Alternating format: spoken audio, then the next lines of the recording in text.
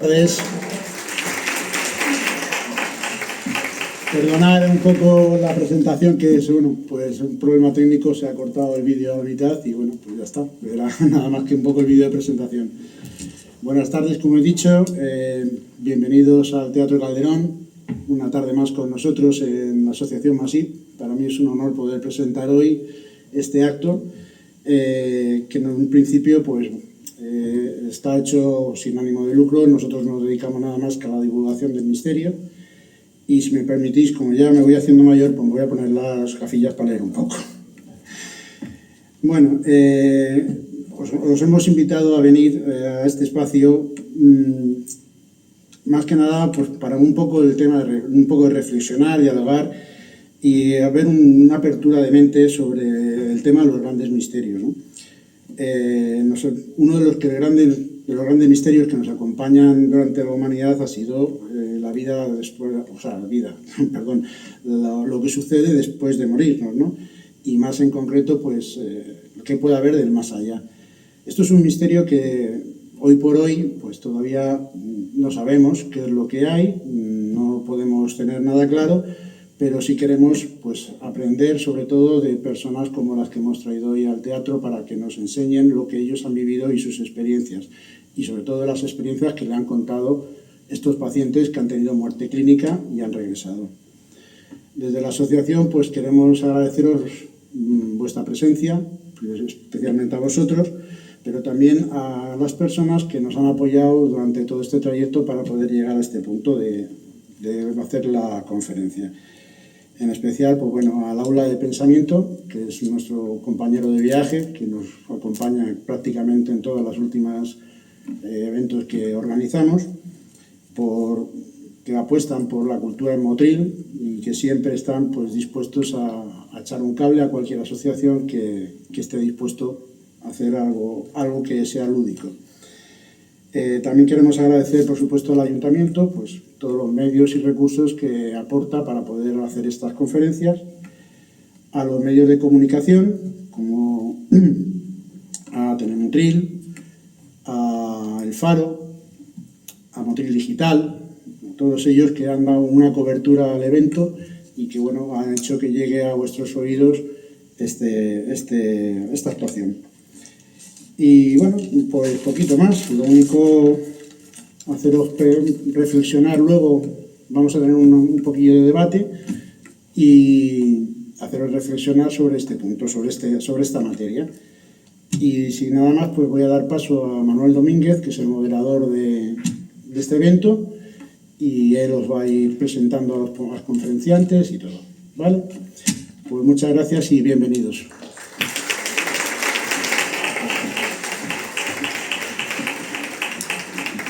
Muy buenas tardes. Este acto que organizamos desde la Asociación Misterios al Sur, MASIP, lo hemos titulado El despertar del adiós, reflexiones médicas sobre la frontera de la conciencia.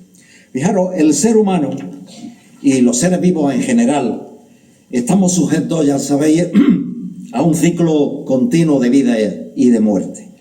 Nacemos, crecemos, nos reproducimos, morimos. Nuestra existencia en realidad es algo efímero, pero siempre nos hemos preguntado, ¿es realmente así?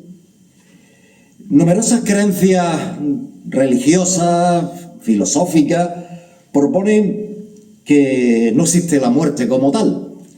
Es decir, no desaparecemos cuando morimos, es decir, cuando desaparece el organismo, nuestra conciencia, nuestra alma, llamadlo como queráis, no desaparece, sino, ya lo sabéis, religiones como la budista dicen que nos reencarnamos, que una parte de nosotros, ya sea el alma o ya sea la conciencia, sigue, continúa a lo largo, sin fin, a lo largo de la existencia. En general, nuestra cultura occidental, desde un punto de vista científico, lo dice muy claro: la muerte es el final de la vida. No hay nada más allá, el organismo deja de funcionar, deja de ser capaz de realizar las funciones normales. Se considera que una persona ha dejado de existir cuando el cerebro ha dejado de funcionar definitivamente, y eso es lo que nos dice nuestra ciencia, la ciencia médica actual, la ciencia médica en nuestra cultura occidental.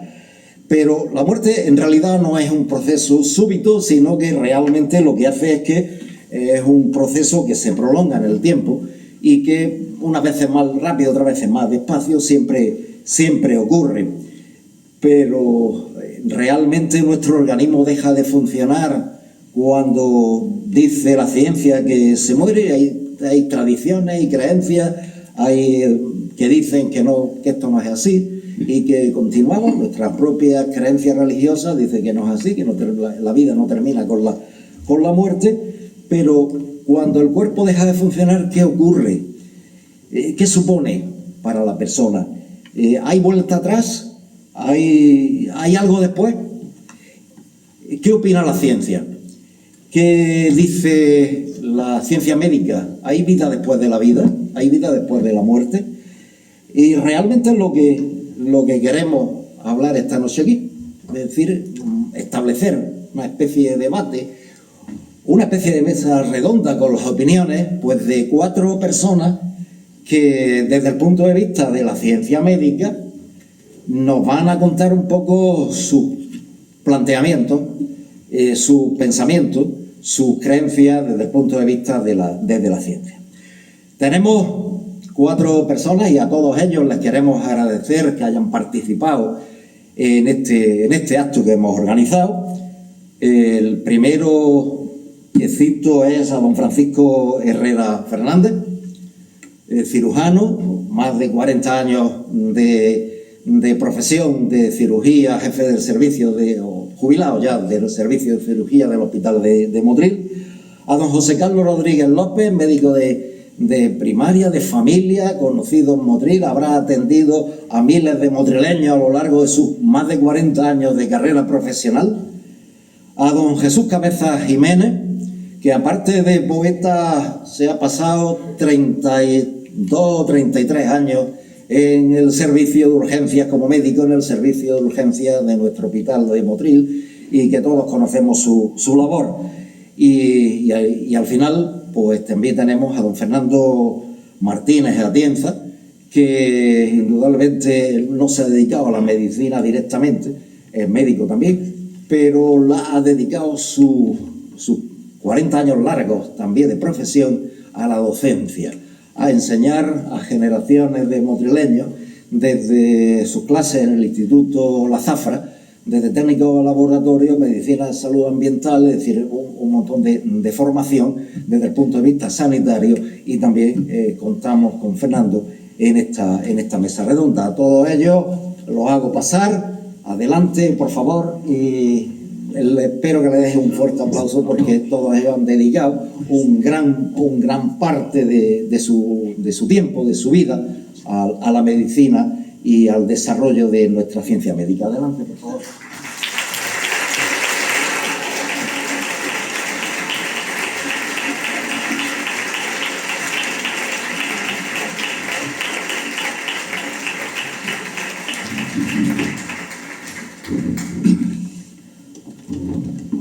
Bueno, el título de la conferencia lo dice todo, ¿no? El despertar del adiós.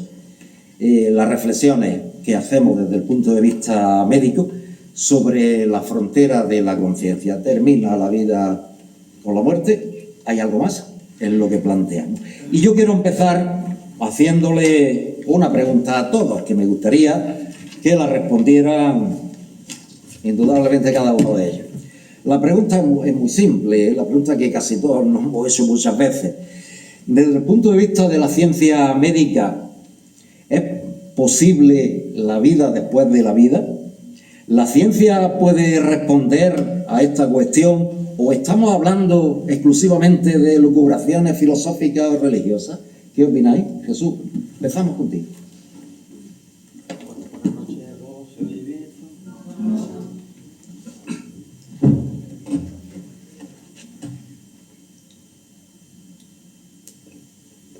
Y ahora debe de oírse. Bueno, buenas noches a todos. Un placer estar aquí rodeado de amigos y de conocidos. Bueno, desde el punto de vista puramente médico, sabemos que la ciencia dice que no hay nada después de la muerte, ¿no? Una vez que cesan las funciones vitales, ¿no? Cardíacas, respiratorias y sobre todo cerebrales, pues se acaba todo, ¿no? Eso es lo que implica. No hay, desde el punto de vista puramente científico, no hay una clara evidencia de que haya una vida o una conciencia o una vida posterior al hecho biológico de morir, ¿no? Eso es lo que dice la ciencia, y aunque tenemos experiencias que pueden hacernos dudar en un momento dado, me imagino que eso será lo que debatamos esta noche y lo que hablemos, ¿no? Pero una vez que cesa la función, hemos visto morir los que aquí estamos presentes a mucha gente, desgraciadamente, y tenemos alguna experiencia al respecto, pero en fin, es lo que convendría dejar claro desde el principio. ¿Me oye? Sí, bueno. Yo estoy de acuerdo plenamente con Jesús, que pasa amigo mío. Plenamente. Hay una cuestión que es siempre lo esotérico o lo religioso. Y digo esto porque en toda la historia, por lo menos lo que me llega a mi conocimiento, solamente hay dos casos claros de resurrección, la de Lázaro y la del propio Cristo. Y ninguno de los dos cuenta qué ha pasado allí. Ninguno de los dos, sí existe la resurrección de Lázaro y la resurrección de Cristo. Que sea cristiano y creyente, pues lo admite como tal. Pero nadie nos ha contado qué pasa allí en el más allá. Nadie ha venido allí y nos ha dicho, oye, estoy muy feliz, estoy muy contento, o aquello es un pelagastado, o no sé, nadie ha venido para contar. Entonces yo estoy con Jesús, en que lo que sabemos nosotros es que cuando uno se muere, el cuerpo se degrada, se corrompe y desaparece con los años. Y esa es nuestra historia. Bueno, buenas noches a todos. La muerte clínica pues se define como una pérdida de las funciones vitales, ¿no? Entonces, la parada cardiorrespiratoria va a originar una falta de oxígeno al cerebro y de glucosa, que prácticamente a los 2 segundos, entre los 2 y los 20 segundos, ya va a haber un electroencefalograma plano. Es decir, prácticamente no hay función cerebral. Entonces, ¿cómo explicamos que esas personas, esos pacientes, tengan una visión consciente de un cerebro que ya no funciona? ¿Cómo se explica esto? Hay quien considera que el cerebro es el productor de la conciencia. Si consideramos esto, que es lo que hasta ahora científicamente está demostrado, pues efectivamente la vida acabaría ahí. Pero últimamente investigaciones científicas están demostrando que el cerebro puede funcionar como un filtro de una conciencia, de una supraconciencia, de una conciencia ampliada. Y entonces esto sí podría explicar la experiencia cercana a la muerte. Buenas noches. Yo siento discrepar de mis compañeros Jesús y Carlos, porque parece ser que sí hay evidencia científica y también hay incluso cálculos matemáticos que puedan demostrar que existe algo después de la vida. Existe un ruso que se llama Yuri Berlan, un estudiante que ha diseñado una fórmula matemática según la cual a lo largo de la vida se transforma en una constante, y esa constante sería infinita, o sea, existiría para siempre. Existen otras muchas teorías e investigaciones, porque esto no es solamente cuestión de gente que está un poco más o menos iluminada, sino que hay científicos que están tratando de demostrarlo físicamente, que existe un más allá, incluso que existe Dios, pero no el Dios que nosotros imaginamos, por supuesto, no un hombre con barba subido en una nube, sino otra cosa distinta. Existen, por ejemplo, las teorías cuánticas, los multiuniversos. Cada decisión que nosotros tomamos haría que se formara un nuevo universo. Luego habría infinitos universos en cada momento. Es posible que en ese multiverso, cuando una persona muere, siga existiendo en uno de esos universos, no en el que estaba. Todos esos planteamientos podemos verlos desde el punto de vista científico. Existen también las reducciones cuánticas, existen muchas formas distintas. Luego seguiremos avanzando y espero que a lo largo de este acto podamos desarrollar algunos de estos conocimientos.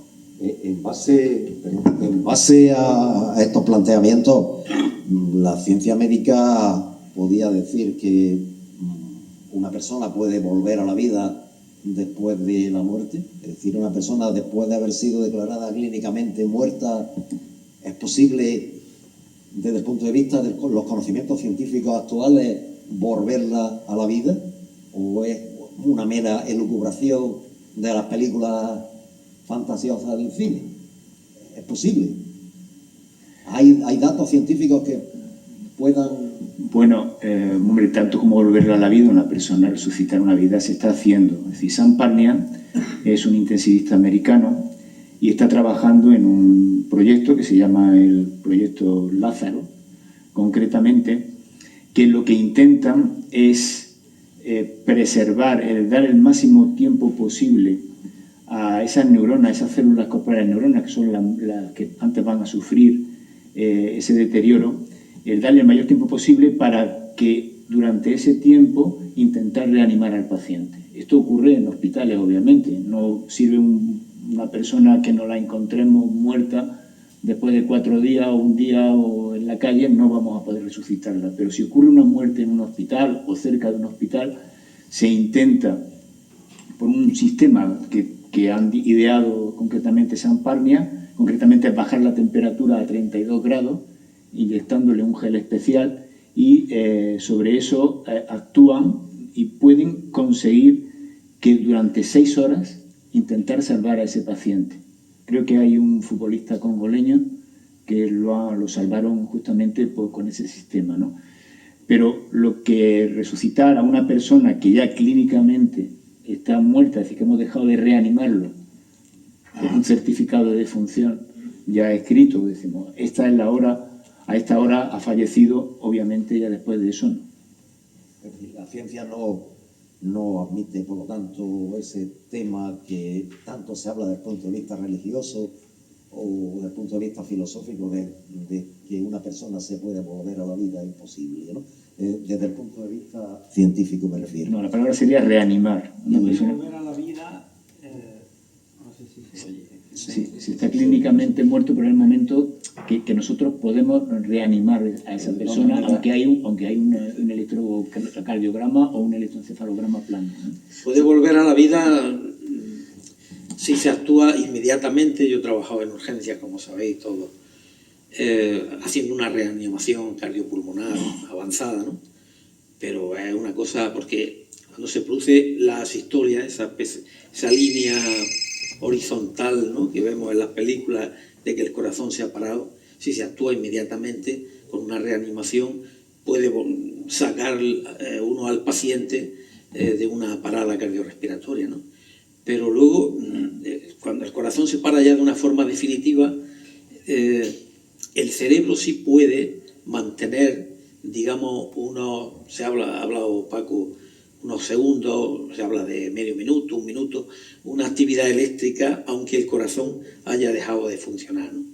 Eso sí se puede, sí se ha comprobado, y eso es lo que muchos pacientes que han tenido una parada cardiorrespiratoria y han salido de la parada porque estaban en un centro hospitalario, pues recuerdan todas esas cosas que siempre se hablan del túnel ese, de la oscuridad. Las cosas que, bueno, Fernando, no sé si querías intervenir. Aquí quería yo decir una cosa, y es que creo que confundimos una cosa, la resucitación del cuerpo. El cuerpo cuando muere, muere. Está muerto, se descompone, materia orgánica que pasa a la naturaleza de nuevo, que nosotros hemos ido asimilando esos carbonos, esos hidrógenos a lo largo de nuestra vida, vuelve a la naturaleza, pero lo importante no sería eso, el cuerpo es materia. Existe el alma, existe la conciencia, existe algo en algo más allá de lo físico, que es lo que va al más allá, que es lo que permanece de nosotros, lo que puede verse por medio de algunos métodos de estos que quieren los científicos demostrar, que sigue existiendo en ese universo paralelo o en alguna otra forma. Existe esa forma de eternidad. Eso es lo que se intenta demostrar. La frontera de la conciencia que decíamos, ¿no? Efectivamente. Dentro de la conferencia. Don Carlos, dígame tú. Yo digo que ante la duda está el operatorio. Cuando estamos ahí, dejarlo 24 horas y por si hay duda. Y ya las 24 horas se procede. Que por cierto eso viene de antiguo, porque siempre quedaba la duda de ese muerto, esa persona que había muerto a la vida, posiblemente por un mal diagnóstico de muerte, ¿no? Casos del cólera, tú los conoces muy bien, se daban enterramientos con frecuencia, enterramientos de gente que no estaba muerta. Hay una muerte ficticia o aparente que el médico pues no dudaba en, no hay pulso, no hay tal, venga, al carro los muertos. Y luego pues se han visto casos de arañazos en las tumbas y tal.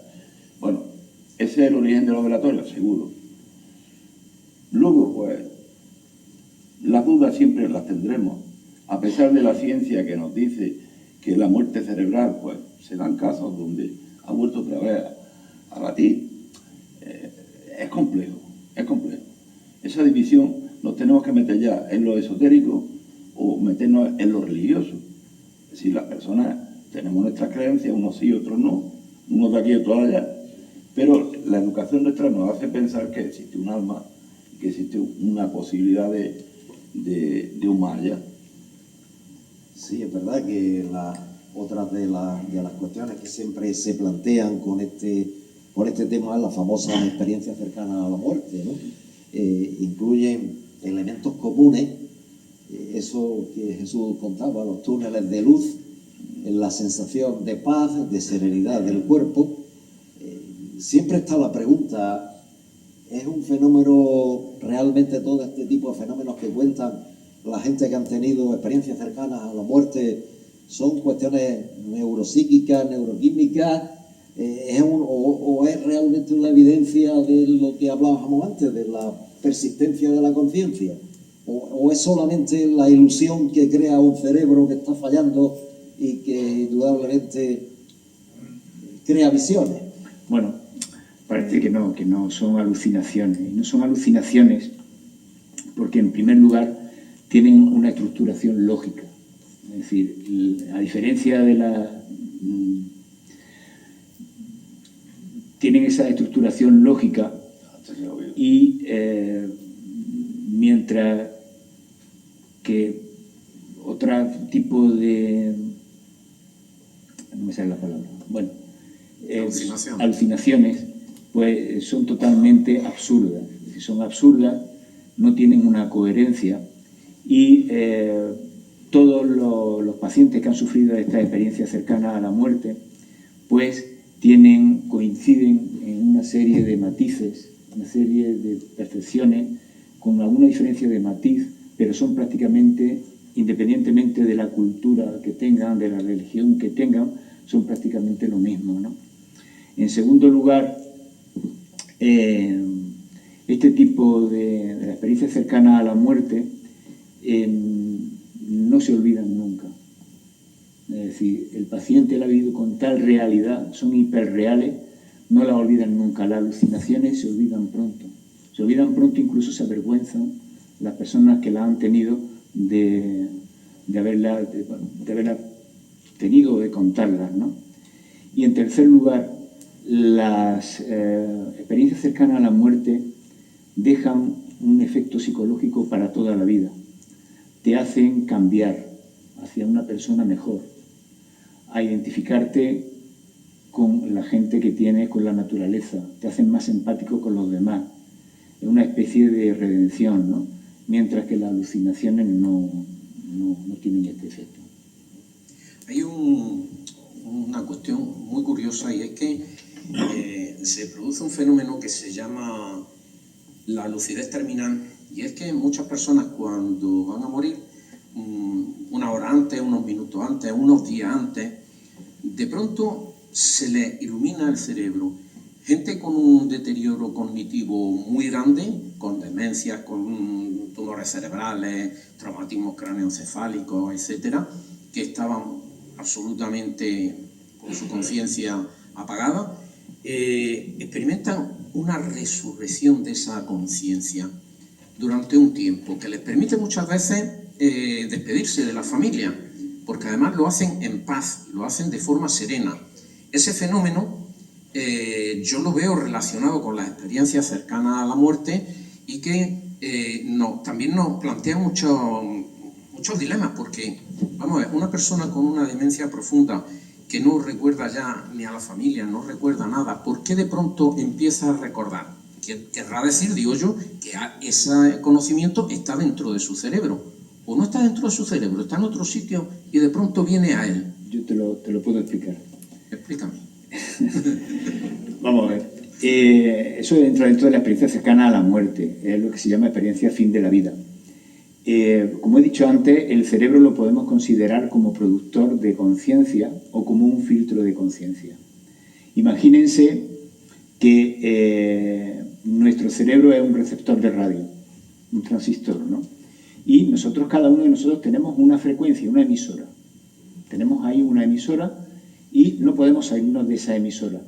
Sin embargo, hay en la nube, podemos decir lo que es la conciencia ampliada, esa supraconciencia, hay una serie de emisoras que están a disposición de todo el mundo, ¿eh? Pero nuestro cerebro solamente filtra esa frecuencia. Tenemos lo que se llama nuestra conciencia local.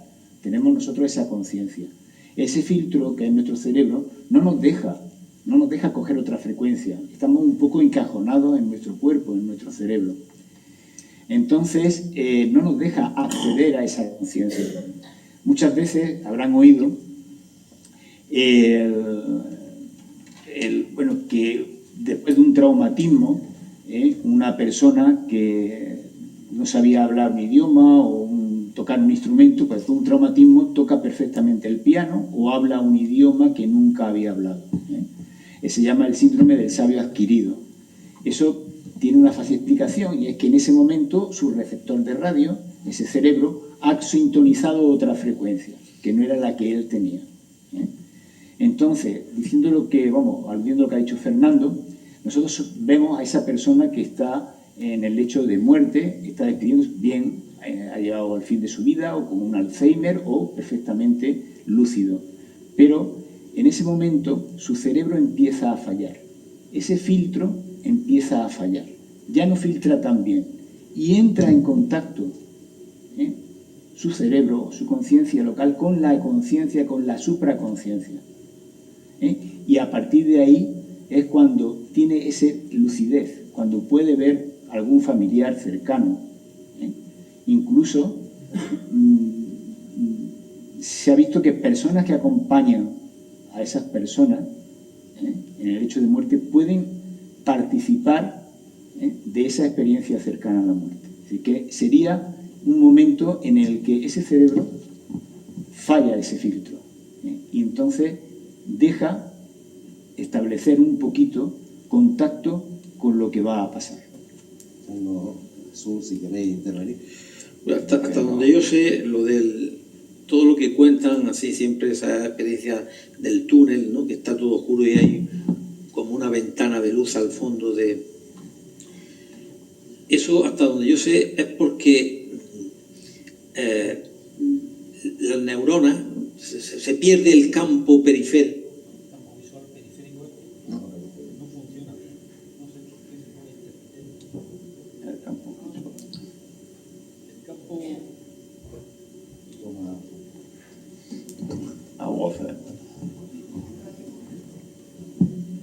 Se pierde el campo visual periférico.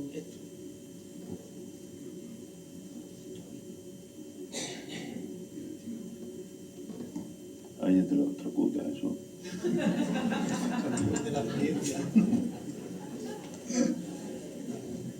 Nos cuenta la experiencia luego. Estos son los problemas del directo. Tú sigue hablando, Jesús. Sigue hablando. Es que es difícil hablar aquí con un... Metiéndote mano, ¿no?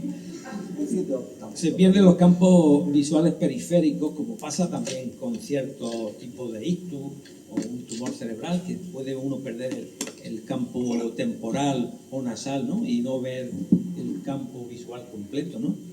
Y esa otra segunda cosa que cuentan, alguna vez nos lo han contado los pacientes, de una sensación de paz, de relajación tan grande, es porque se liberan en ese momento una serie de endorfinas, de neurotransmisores bestial, tremendo, y conducen a una especie de serenidad interior, una paz con uno mismo, ¿no? Que es lo que yo creo que explica, biológicamente hablando, estas cuestiones, ¿no? Yo creo que es que también tenemos un problema, y es que tratamos de ver otras cosas con nuestro ojo humano y no podemos comprender cómo puede haber un más allá, cómo puede haber un Dios, o cómo puede haber otro universo, o cómo puede haber extraterrestres que no sean a imagen y semejanza nuestra. Nuestra mente está condicionada por lo que conocemos desde que nacemos. Entonces, esas imágenes de un cuerpo con 2 piernas, 2 manos, una cabeza, lo extrapolamos a todo. Por eso decía yo antes, si pensamos en un Dios con cabeza, con brazos, con cuerpo, con sentimientos, con ira, no. El más allá, el Dios, si existe, todas esas cosas son distintas y no podemos nosotros reconocerlas. Puedo contar una anécdota de una experiencia cercana a la muerte que viví hace muchos años. Yo era pequeño, con lo cual no sabía ni idea de lo que era la experiencia cercana a la muerte ni nada parecido. Mediante milagro de Fray Leopoldo de Alpandeire. Resulta que vivíamos en la calle de la Mar, allí había una mujer, una vecina, que quería muchísimo a su marido y su marido murió, falleció. Entonces venía a la casa, yo todavía no había nacido, venía a las casas por allí, Fray Leopoldo pidiendo limosna. Y esta mujer le pedía a Fray Leopoldo irse con su marido, quería morirse, porque lo amaba, porque no sabía qué hacer sin él, etc. Y Fray Leopoldo le decía que tuviera fe y que tuviera paciencia, y que antes de morir su marido vendría a recogerla. Entonces, la parte que yo vi, que yo conocí, es que esta mujer, muchos años después, se puso muy mala, se puso muy enferma, y aquella, la zona de la calle Alamán, eso era prácticamente un pueblo, como si estuviéramos a 100 kilómetros de la capital. Nos conocíamos todos, y si alguien se ponía enfermo, moría, lo que fuera, estábamos todos los vecinos allí metidos. Y entonces estábamos metidos allí, y de pronto la mujer le da una lucidez de estas terminales y empieza a hablar con el marido. El marido lo ve ella en la puerta y se pone a hablar. Fulano, no recuerdo el nombre. Has venido a por mí hoy, muchas gracias, porque es que tengo miedo de ir sola, etc. Y tuvo una conversación que nos quedamos todos allí, de piedra, y al final la mujer acabó de hablar y murió. Y se quedó la mujer. Es una experiencia cercana a la muerte, vivida, ya digo, por medio de un milagro de Fray Leopoldo. En fin. Los antiguos le decían la memoria de la muerte. La memoria de la muerte. Yo lo he escuchado mucho en mi abuela y tal. Claro, es un clásico. Bueno, y tal, recupera un poco la conciencia para después fallecer. Que mientras que la parada cardíaca es una cosa, eso lo he vivido yo y los que estáis aquí seguro que también, instantánea, súbita, la mente, vamos, la actividad eléctrica del cerebro puede permanecer todavía durante unos segundos, se habla 20, 30 segundos, incluso un minuto, con cierta conciencia de lo que está pasando. Yo recuerdo cuando estudiábamos en segundo de carrera la anatomía 2, pues un profesor nos contó una anécdota también en clase que no se me ha olvidado desde entonces, y es que cuando en la Revolución Francesa guillotinaban a las personas, pues cuando caía la guillotina y rodaba la cabeza por el patíbulo donde había sido, el corazón y esa se paraba instantáneamente, pero el cerebro y esa cabeza que había rodado por el suelo tenía conciencia de lo que estaba pasando durante unos cuantos segundos. Eso nos aterró esa fábula, esa historia que nos contaron, pero podría tener cierta verosimilitud, ¿no? Si realmente se demuestra o se sabe que el cerebro puede mantener una actividad eléctrica durante unos cuantos segundos después de la muerte del paro cardíaco, ¿no? A propósito de eso, es difícil hacer un electroencefalograma a una persona que está en parada cardiorrespiratoria. Es decir, no lo tenemos monitorizado para un electro, pero no se nos ocurre ponerle. Entonces es difícil saber cuánto tiempo, en principio, puede haber ondas eléctricas en el cerebro. Hay un estudio de la Universidad de Michigan que se ha hecho en ratas y se ha visto que unos segundos antes de que se produzca el electroencefalograma plano, se produce una onda, que son las ondas gamma, que son una onda de muy alta frecuencia, que habitualmente no están presentes en la vigilia, cuando en ninguno de nosotros ahora mismo tenemos ese tipo de ondas, ¿no? Y es una onda de muy alta frecuencia, de mucha actividad cerebral, que dura muy poco, ¿no? Y se quiere interpretar de que, bueno, en ese momento, un poquito antes del paro cardíaco, de la muerte cerebral, pues se produce una hiperactividad cerebral, ¿no? ¿A qué corresponde? Bueno, pues se sigue estudiando en ese sistema. Como he dicho antes, el estudio de Sam Parnia, que intenta hacer el efecto Lázaro, prolongar el mayor número de tiempo posible para recuperar a ese cerebro, pues han conseguido mantener, mientras reaniman, incluso llegar hasta 1 hora casi, mantener con ondas muy débiles, ¿no? Ya después, pero mantener con una onda a ese cerebro. Pueden llegar hasta 1 hora. Marco antes había citado una cosa que me ha llamado la atención. Esa conciencia universal que parece, es verdad que cada vez más, yo la he leído últimamente con mucha frecuencia, lo he visto con mucha frecuencia, parece que hay una conciencia universal a la cual todos conectamos en algún momento y en algún momento de la desaparición es lo que tú dices, se desconecta una parte y se conecta otra, ¿no? Lo que existe, se puede demostrar la existencia de una conciencia universal por encima de de los planteamientos filosóficos, religiosos? ¿Hay algo científico que pueda demostrar que hay algo más? Bueno, científicamente, hasta ahora, hasta prácticamente los años 90, prácticamente la ciencia era totalmente materialista, es decir, aparte de decir, no entendía, separaba perfectamente lo que es cuerpo de lo que es mente, de lo que es conciencia, y una vez acabado la vida corporal, pues acababa la mente. A partir del año 90 se le da más importancia, se intenta ver que hay ciencia, parte de la ciencia puede explicar estos fenómenos, y hay científicos que empiezan a trabajar en este tema sin ser ya mal vistos, ¿no? Entonces, prácticamente no se puede explicar científicamente muchas de las experiencias cercanas a la muerte ni esta conciencia. La única forma de explicarlo es con la física cuántica, ¿no? Entonces, partiendo, vamos a hacer de una forma muy sencilla, todos sabemos que somos energía, es decir, somos energía. Y la energía, dependiendo si esa energía, es decir, la energía ni se crea ni se destruye, la energía siempre está ahí. Y hay prácticamente una energía, es decir, cuando hace 13.000 millones de años surge el Big Bang, es decir, obviamente a partir de ahí hay algo, es decir, de la nada no se puede producir la nada, es decir, algo tuvo que originar ese estallido y esa expansión del universo, ¿no? Es lo que podemos llamar conciencia, primera conciencia o diseñador inteligente, le podemos llamar Dios, le podemos llamar espíritu, como queramos, ¿eh? Entonces, si en este mundo hay un orden, es decir, si en este mundo hay un orden, es decir, las cosas están ordenadas, la naturaleza hay un orden, es porque hay unas leyes. Y si hay unas leyes, porque alguien las ha creado.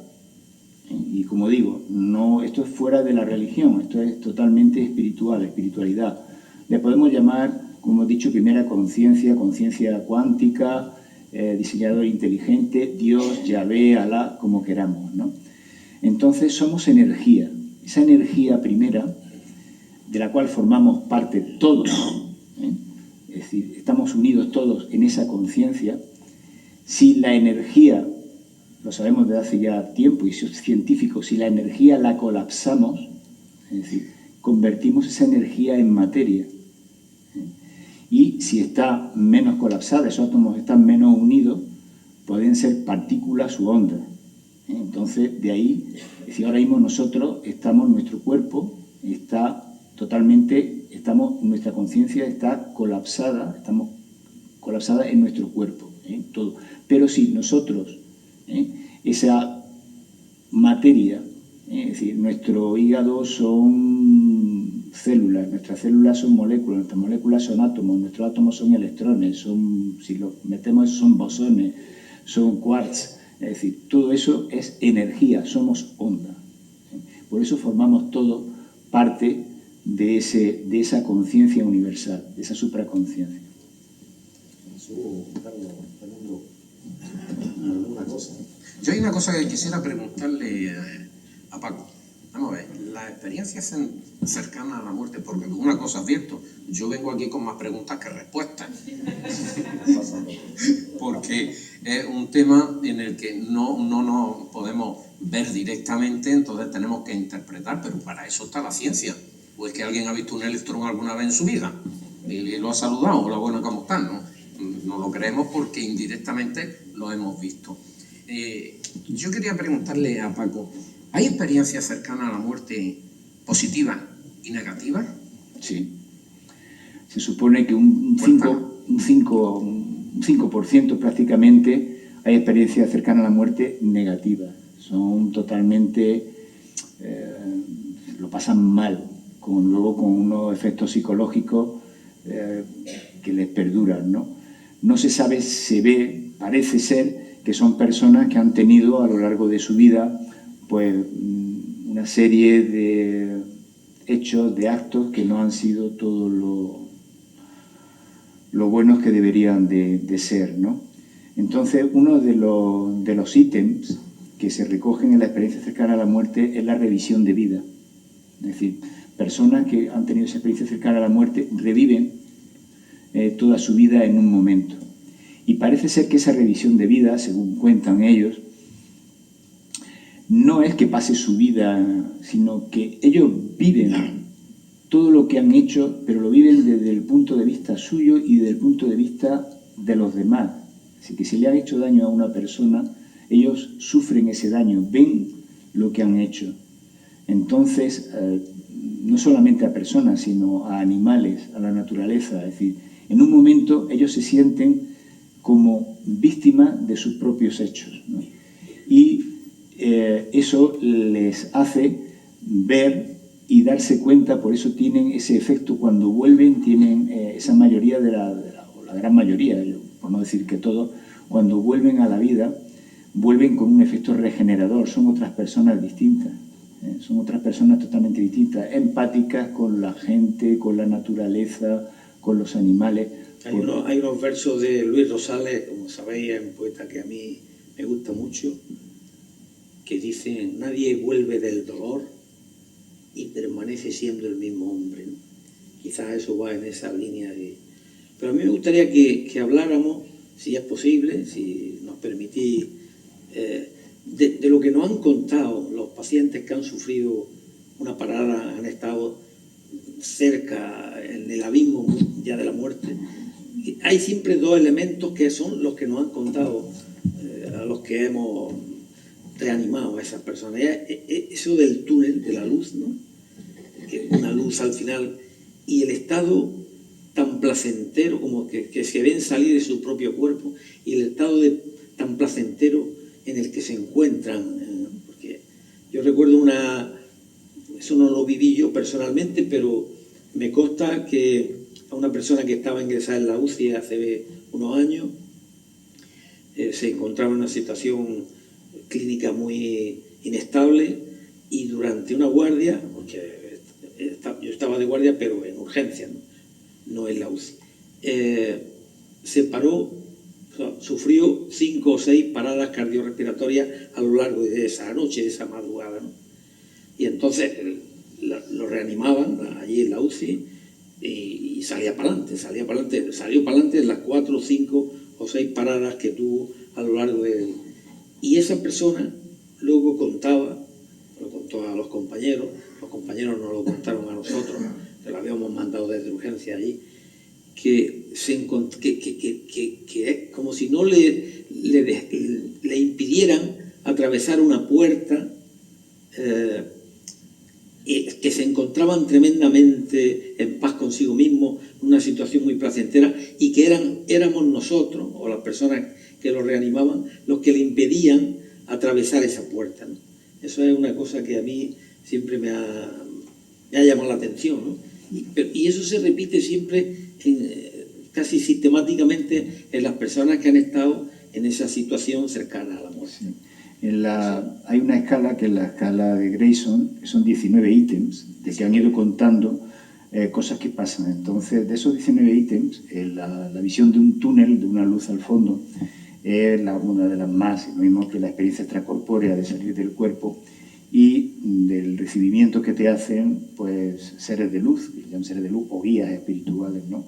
Que pueden ser familiares incluso, ¿no? Entonces, parece ser que efectivamente cuando salen a recibirte seres de luz, o algún familiar o algo, es decir, o que hay un umbral que si ya lo pasas no puedes volver. Es un punto sin retorno. Un punto sin retorno. Y que muchas veces son ellos los que te dicen que no es tu momento para volver, o te dicen, mira, que si vas a volver, o si quieres volver, o te quieres quedar, ¿no? Sí, esta persona en concreto creo que pasó algo parecido, porque decía, esta puerta todavía no tienes que pasar. Hay un compañero nuestro, José Morales, que lo describe, bueno, un médico de familia, que tuvo una experiencia cercana a la muerte, y él en ese momento lo recibió un antiguo amigo suyo que había muerto de un tumor cerebral y eso, ¿no? Entonces él quería entrar, bueno, querían que pasara el túnel en principio, pero en la revisión de vida que hizo, él vio que había cometido una serie de cosas y él pidió el volver, el no pasar ese túnel, aunque describe que era una situación idílica, de paz, de amor, que eso lo describen casi todos, ¿no? Una zona, vamos, preciosa, sienten un amor que es infinito, ¿no? Y la mayoría incluso, pues, le sienta mal el volver. Entonces, al final volvió y ahora mismo, pues, dando por ahí charlas y está justamente divulgando su experiencia. Tanto es así que muchas veces que también una cosa que describen es que al volver, es decir, es como lo pasan muy mal. Es decir, es como si te metieran en tu cuerpo otra vez a presión. Muchos lo describen como una lata de sardina, como si te meten en una lata de sardina o en un traje de neopreno, ¿no? Es decir, ahí tiene un cambio físico, que es el momento en que tú ya arrancas otra vez a funcionar tu corazón, empieza a latir, ¿no? Bueno, como veis, el debate está servido, ¿no? Es decir, que el debate científico existe. Indudablemente la ciencia afirma que el cerebro es el que genera la conciencia, pero a veces el cerebro se para y la conciencia sigue. Es decir, que indudablemente la ciencia, algunos pensadores científicos empiezan a pensar que morimos en una dimensión para pasar a otras dimensiones. Es decir, que indudablemente este es un tema que no se cierra nunca, porque la ciencia no ha podido demostrar absolutamente nada de este aspecto. Hay, como podéis ver, hay opiniones sobre el tema, ¿no? Es decir, hay gente pues que ha sufrido la experiencia cercana a la muerte y que las cuentan como algo tiene que haber, ¿no? Es decir, o es un tema cerebral, o es un tema de conciencia, o estamos en la frontera de la conciencia. Pero el caso es que el debate existe y es lo que queríamos un poco que contarais, y lo estáis contando perfectamente, vuestra experiencia en este tema y vuestra opinión en este tema. A mí me gustaría también cederos un poco la palabra al público, ¿no?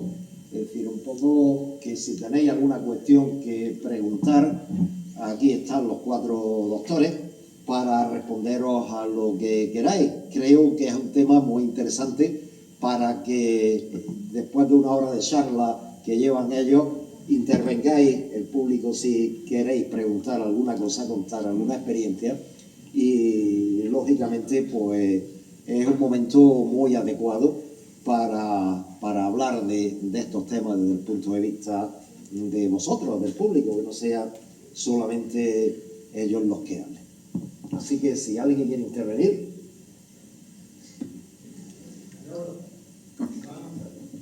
Yo tengo una duda y siempre se ha escuchado que cuando el ser humano deja de vivir, la materia ya desaparece, se escucha y todavía se escuchará siempre que hay personas que hacen psicofonía. Y yo me pregunto, ¿cómo es posible que una persona fallecida en un cierto lugar donde ha vivido todavía perdure todavía con voz y grabaciones de dichas psicofonías de esta persona? Para mí yo no lo creo, por supuesto, ¿no? Porque la frecuencia de esta persona que quede en el ambiente, pues mira, posiblemente físicamente es posible, porque está demostrado que hoy, por cierto, he escuchado que en Dormen, de tanto europeos como en India y tal, hay una frecuencia de 110 MHz que existe todavía, está demostrado, de lo que se habla dentro del túnel. Y digo, pues eso no voy a mandar una sinfonía, claro, lo hacen para los certificados, pero que dicha frecuencia, también he dicho, con 110 MHz puede afectarse de humano. Yo yo a lo que voy a la psicofonía, para mí es falso, ¿no? ¿Qué opinan ustedes sobre eso? Bueno, yo no tengo experiencia. Yo también soy un poco escéptico en cuanto a la psicofonía. Pero si, como he dicho antes, somos energía, esa energía somos onda, es decir, es una onda, según la frecuencia, puede representarse de una forma o de otra, ¿no? Si recuerdan la película Ghost, la mayoría recuerdan, es decir, él puede traspasar paredes, sin embargo, luego cuando intenta, concentrándose, cambiando quizás la frecuencia, consigue mover una lata, consigue empujar, consigue cambiar ese tipo de frecuencia, no lo sé. Es decir, ahora mismo hay cosas que posiblemente, es decir, ahora mismo no podemos demostrar con los métodos y con la ciencia que tenemos actualmente. Quizás de aquí a unos años, que puede ser muchísimo, pues todo esto se pueda demostrar.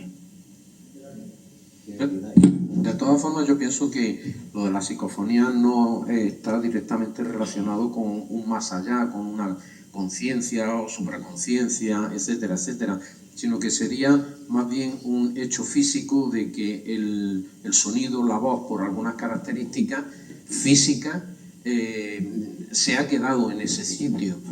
Yo también soy muy escéptico de la psicofonía, porque además cuando Iker Jiménez nos las pone, la mayoría de esas, y dice, ayúdame, ayúdame, yo oigo,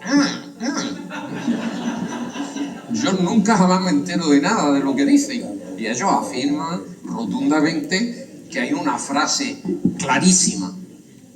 No lo sé. Bueno, como todo en esta vida tiene cosas curiosas. Fijaros, en el año 2000, fue 2015 o 2017, no sé.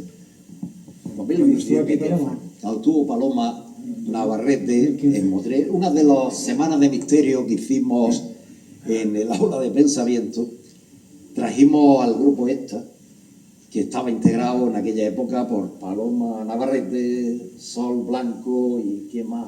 Aldo Linares. Total, que los invitamos a Motril a aquella semana de misterio y sentamos a Paloma Navarrete aquí en este escenario. Nosotros ahí sentados, estábamos 14 o 15, todo encendido, a las 5 de la tarde, nada tétrico. Y de pronto dice Paloma Navarrete, hola Paco, ¿qué haces aquí?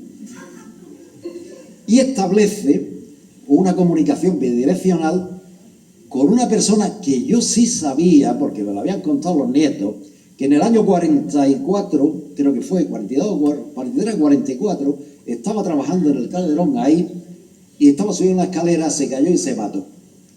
Y el hombre era muy querido en Motril y bueno, pues Paloma Navarrete nos contó, y aquí está nuestro presidente, José Manuel López, presente, y Salinas, que también estaba, y Marecustias, y Antonio, que estaban también, nos contó con pelos y señales cómo se llamaba aquel hombre, dónde vivía, cómo se llama su mujer, hasta apareció un cura, que como no se quería ir de aquí porque decía que él no se había muerto, y si se iba sin trabajar, Viña, que era el que tenía el Calderón en aquella época, lo iba a despedir. Fijaros qué cosa más curiosa. ¿Cómo podía Paloma Navarrete saber aquello? Imposible.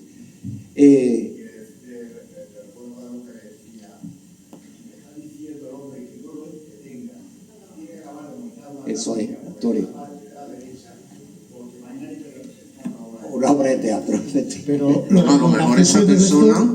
lo gracioso fue que cuando empezó esto, Paloma no sabía absolutamente nada del Teatro Calderón, y aparte de eso, es que aquí hubo un accidente, esta persona que falleció aquí, y además era un amante de su mujer, porque él no se quería ir a ningún lado porque había quedado con su mujer, y no, ¿te acuerdas que decía que él no se iba hasta que no apareciera su mujer? Yo sabía, el único que sabía esa historia, o conocía parte de esa historia, era yo, me lo habían contado los nietos. Pero yo ni siquiera yo sabía, porque yo pensaba, bueno, me ha leído el cerebro a mí, pero no, ni siquiera ella sabía, yo ni siquiera sabía cómo se llamaba, pero en este término de la conversación, que no se quería ir, y Paloma le decía, bueno, que estás muerto ya, que hace falta que te vayas ya y que no estés más en el Calderón. Y el hombre le decía, no, que me voy a ir de Calderón, yo estoy trabajando aquí. Aparece un cura, que era el arcipreste de... El arcipreste no, es el... Sí, no me acuerdo, José Rodríguez González, que era en los años 50 o años 40 era coadjutor en la iglesia mayor. Yo me acordaba de cómo se llamaba, y era cura Lobre, y desde aquí llamé a Juanjo Escribano, de paz descanse, y le digo, Juanjo, ¿cómo se llama tu tío cura? Y pues José Rodríguez González. ¿Y cómo era? Y Alberto Feixa me lo describe, Paloma Navarrete me lo describe, y Alberto Feixa, que también era primo de él, me manda una foto por el teléfono, me lo describe igual.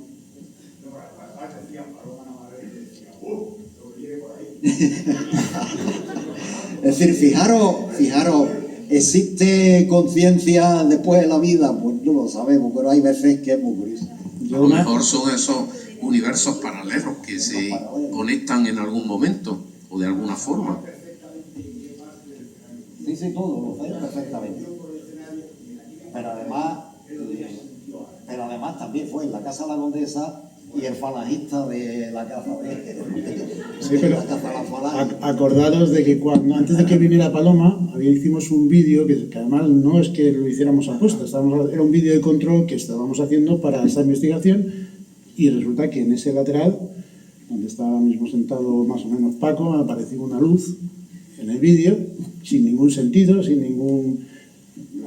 Fue Salinas precisamente el que lo vio y nos lo estaba contando, pero bueno, Salinas es una luz que haya entrado de la puerta, y Salinas es el técnico del teatro de toda la vida y sabe perfectamente dónde están las luces, qué luces sean los reflejos, y que allí había algo, y justamente fue Paloma a sentarse donde estaba la luz.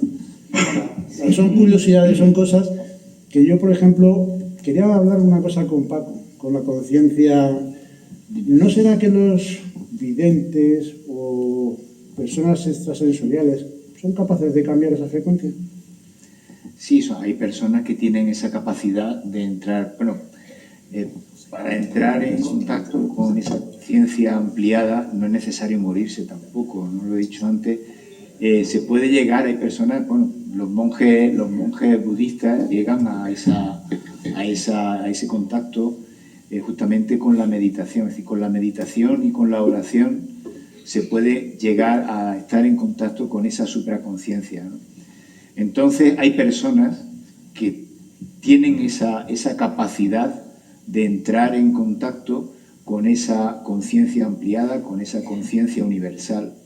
Y sí, efectivamente hay mucho farsante también, pero sí es verdad que hay videntes, personas que pueden entrar en contacto y que entran concretamente. Sí.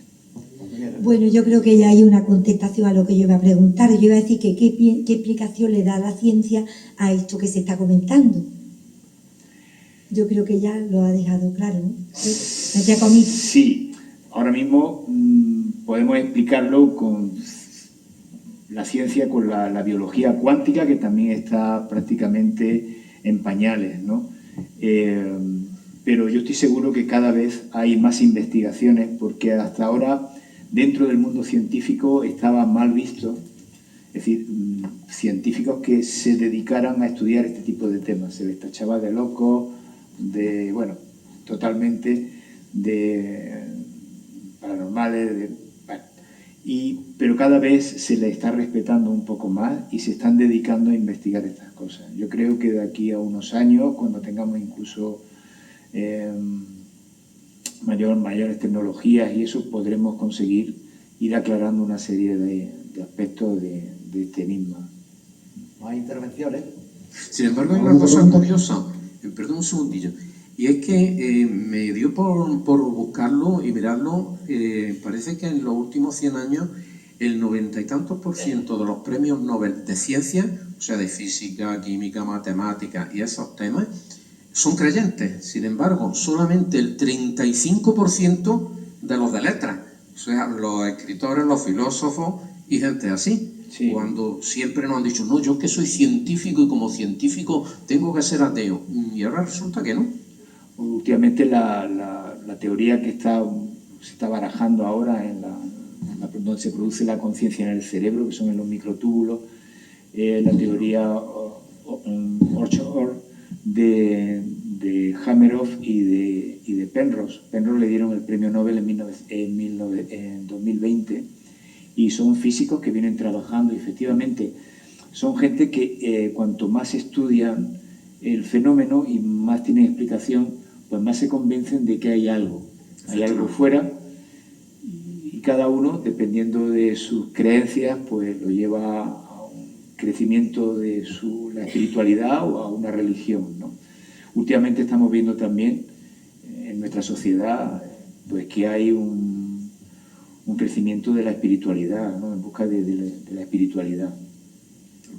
Bueno, yo veo las religiones como unas distintas formas de ver eso. Antonio, ¿quieres intervenir? Sí,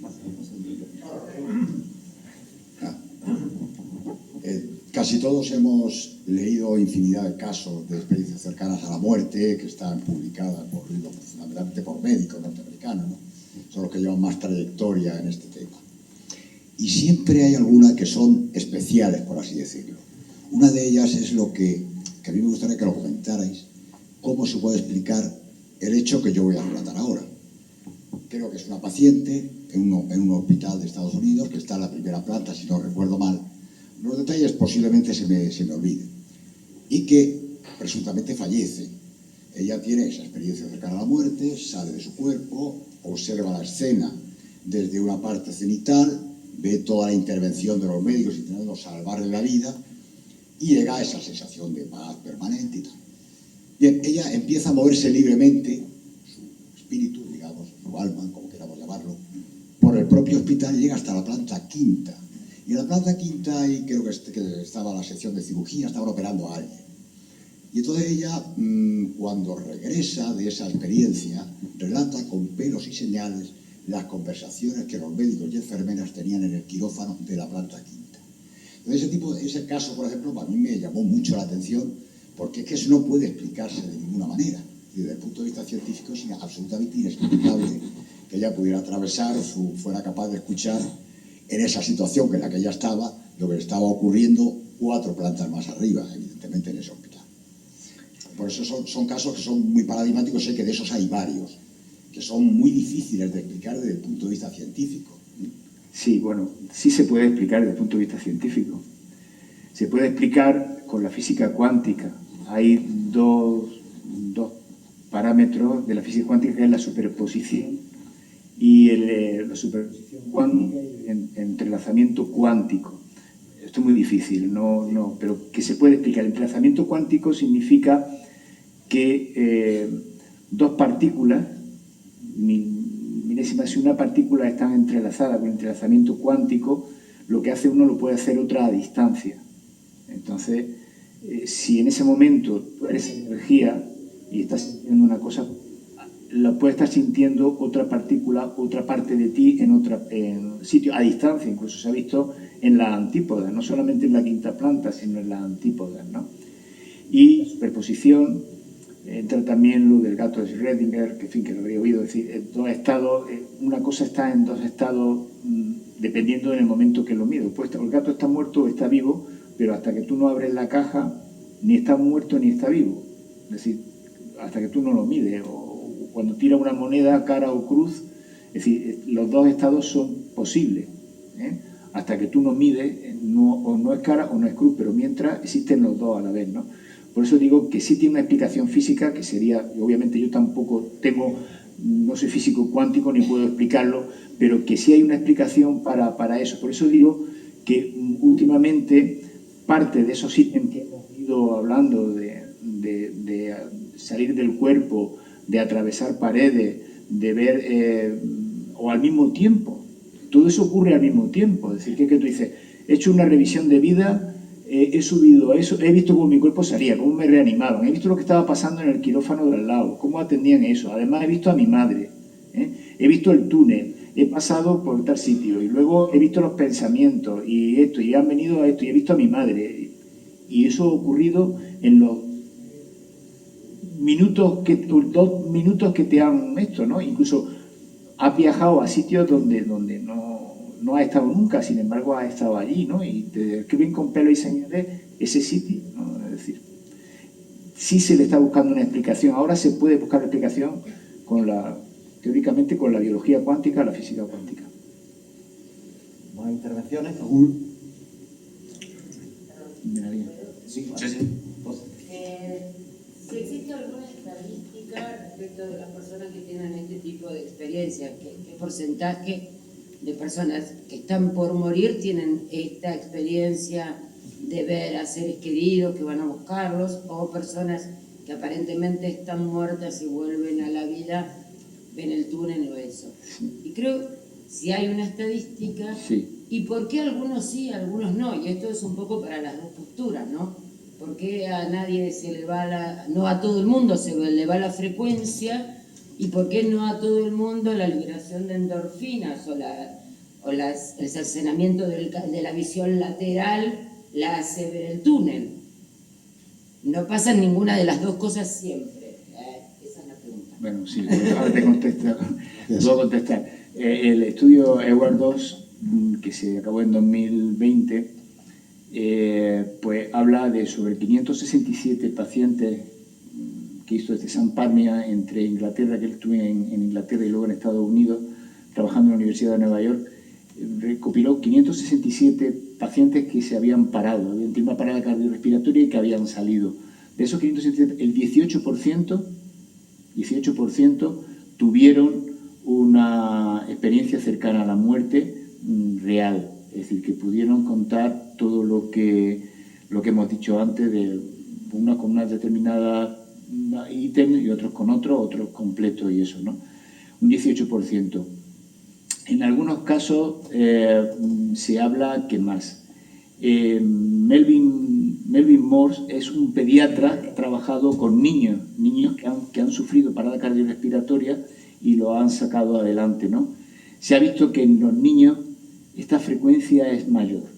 Los niños pueden llegar hasta un 40%, incluso 60%. Es decir, su cerebro, ¿saben por qué? Es decir, tienen más capacidad de vivir una experiencia cercana a la muerte que los adultos. Conforme vamos siendo mayores, estas experiencias aparecen menos. Es decir, en gente joven, por debajo de los 60, 65 años, es mucho más frecuente, pero la media aproximadamente está entre un 18 y un 20%. ¿Por qué no lo tienen? Por ejemplo, una cosa que yo tengo visto, por ejemplo, el amigo fantasma que llaman los críos, muchas veces es cierto que han sido capaces de narrar, de escribir una persona que ha vivido en otro tiempo o incluso en otro instante. Entonces, sí es cierto que los niños tienen una sensibilidad especial y claro, muchas veces los mayores no nos damos cuenta, no queremos hacernos a la idea de que están viendo algo que los demás no vemos. Esa frecuencia que precisamente hablamos. Según la teoría, es porque ese filtro todavía no ha encerrado tanto a ese cerebro. Es decir, su cerebro está todavía más permeable. Ese filtro no encajona mucho a esa conciencia y está más permeable y puede entrar más en contacto. Entonces, la mayoría de estos casos, incluso hay psiquiatras que trabajan en la regresión, es decir, creen en la reencarnación, que no hemos hablado esta tarde de la reencarnación, pero es una parte también podríamos hablar aquí también de esa conciencia, porque esa conciencia en un momento se nos adjudica un cuerpo, pero a lo mejor volvemos otra vez, morimos y volvemos otra vez, es decir, nos vamos perfeccionando, vamos evolucionando hacia un alma superior hasta llegar a la plenitud completa, es decir, hasta ser semejanza de esa luz, de ese diseñador, de ese Dios, que al fin y al cabo, como dicen, somos imagen y semejanza de Dios. Entonces, hasta que no llegamos a ese nivel alto superior, estamos entrando siempre en nueva vida y vamos perfeccionándonos hasta llegar a ese tramo. Bueno, ¿hay alguna pregunta más?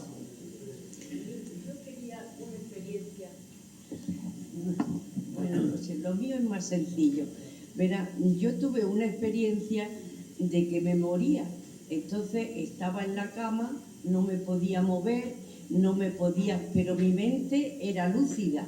Y digo, me voy a morir, pero si puedo pensar, pero ¿por qué no me puedo mover? Entonces intentaba moverme de un lado y de otro, pero no podía. Sin embargo, podía pensar. Entonces mi vida transcurrió muy rápida lo que había hecho, mis hijos, todo, y bueno, pues soy creyente y digo, ha llegado mi hora y lo acepto. Estaba tranquila, no estaba nerviosa, solamente el hecho de no haberme despedido de mis hijos me daba zozobra y me daba... pero era una tranquilidad que no había sentido nunca. Entonces, pues confié que ya esa era mi última noche, recé y me quedé dormida. Y a la mañana siguiente desperté y le digo a mi marido, estoy viva, he vuelto a la vida. Entonces yo quisiera saber qué fue lo que pasó, porque nadie me lo ha dicho y aunque lo he comentado, nadie ha sabido decirme por qué. Eso, tuve esa experiencia de muerte que no fue real, afortunadamente. Entonces, eso es lo que quería saber. Gracias. Bueno, eso es una patología, puede ser una parálisis del sueño, es decir, que eso está reconocido como tal, no es una cercana a la muerte, no tiene nada que ver. La parálisis del sueño es un... ¿Eso fue por el sueño? Sí, Sí. se llama así, parálisis No del es una sueño. patología, ocurre. Es una imposibilidad durante el sueño, es consciente, pero no te puedes mover. Y lo intentaba, entonces Sí. creía que me moría. Sí, no es otra cosa distinta. Se confunde a veces, pero no tiene nada que ver con... Y es frecuente, no es extraño. Sí, sí. Es como el salto que pega uno en la cama de pronto, y mucha gente se asusta cuando te estás quedando dormido. Son hechos normales, son fisiológicos.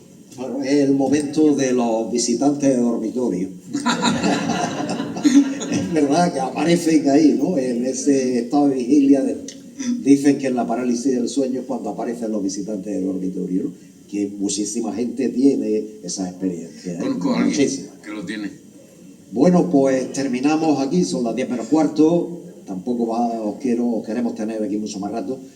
Que daros las gracias por habernos acompañado en esta mesa redonda, en este diálogo que hemos tenido pues con los 4 doctores, con los 4 médicos que han aceptado la invitación, y les damos desde Masip, les damos las gracias. Estamos muy agradecidos que esta noche estéis aquí con nosotros y por supuesto, bueno, quería intervenir. Quiero decir, sí. Bueno, yo quería decir, ya como conclusión, quiero que se lleven a casa 4 cosas. Primero, nos vamos a morir. No hay más verdad. Eso es lo único cierto que se ha dicho aquí. Nos vamos a morir. Segundo, algo de nosotros es inmortal. Algo de nosotros permanecerá. Tercero, el paso, la transición de la vida a la muerte es espectacular. Y cuarto, hay vida antes de la muerte. Así que a disfrutar la vida, a vivir la vida. ¿Vale? Gracias, muy buenas noches. Muy bien.